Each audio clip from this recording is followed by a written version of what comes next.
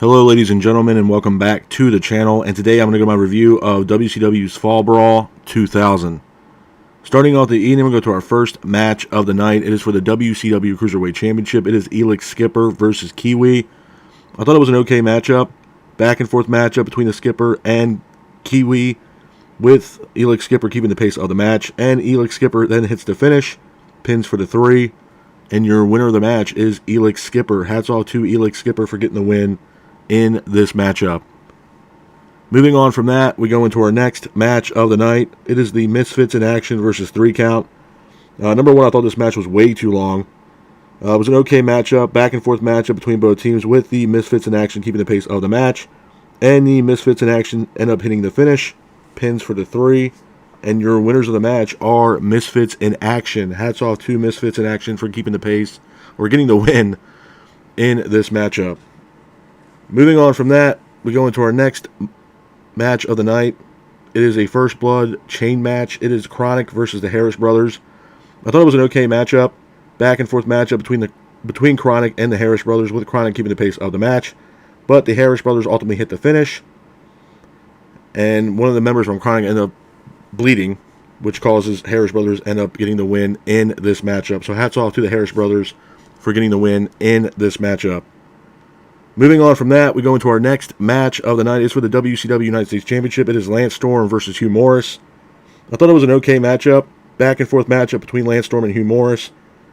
Hacksaw Jim Duggan is here. He ends up attacking Hugh Morris, which allows Lance Storm to apply his signature single leg crab on Hugh Morris. And your winner of the match by submission is Lance Storm. Hats off to Lance Storm for getting the win in this matchup.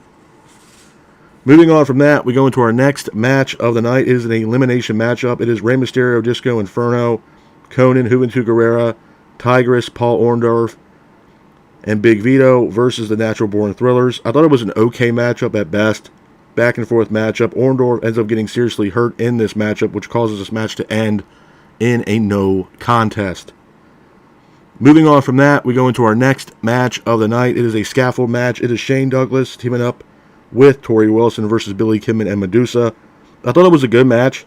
Back and forth matchup between both teams, with Shane Douglas keeping the pace of the match. Douglas ends up throwing Kidman off the scaffold. And your winners of the match are Shane Douglas and Torrie Wilson. Hats off to Shane Douglas and Torrie Wilson for getting the win in this matchup. Moving on from that, we go into our next match of the night. It is a triple threat matchup. It is Vampiro versus Sting versus the Great Muta. I thought it was a good match. Back and forth matchup between Vampiro, Sting, and the Great Muta, with Sting keeping the pace of the match.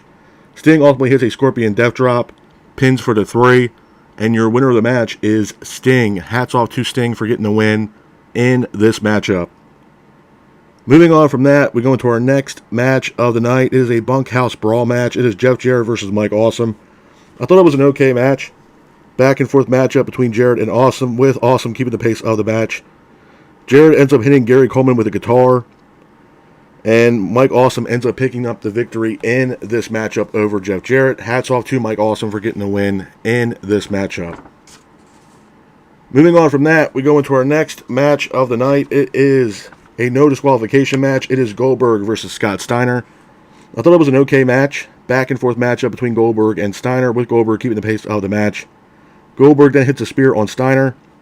Russo is here. Russo ends up attacking Goldberg, which allows Scott Steiner to apply his signature Steiner recliner on Goldberg. And your winner of the match by submission is Scott Steiner. Hats off to Scott Steiner for getting the win in this matchup. Moving on from that, we go into our next match of the night. It is the main event of Fall Brawl 2000. It is a cage match for the WCW World Heavyweight Championship. It is Kevin Nash versus Booker T. I thought it was a good match. Back and forth matchup between Nash and Booker T, with Nash keeping the pace of the match. But Booker T ultimately hits the finish on Kevin Nash, pins for the 3. And your winner of the match is Booker T. Hats off to Booker T for getting the win in this matchup. A couple of things I want to say about Fall Brawl 2000 before I get out of here, man. Number one, it was an okay event at best. I mentioned this multiple times already, man. That, the WCW pay-per-views from late 1999 all the way up to 2001, man, were just declining. The fan base was not there. The storylines were definitely not there. Fans really weren't invested into the product of WCW at that time. I think a lot of the fans were more invested in what WWE were doing at the time.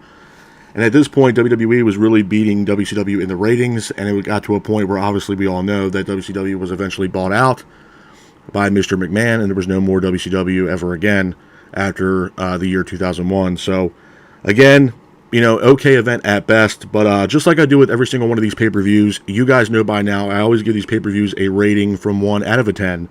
1 being the absolute worst, 10 being the absolute best. I'm going to have to give WCW's Fall Brawl 2000 a solid rating of a 2 at best, but this is my review of WCW's Fall Brawl 2000. I hope you guys are out there staying safe, be careful, and remember, stay classic. Peace.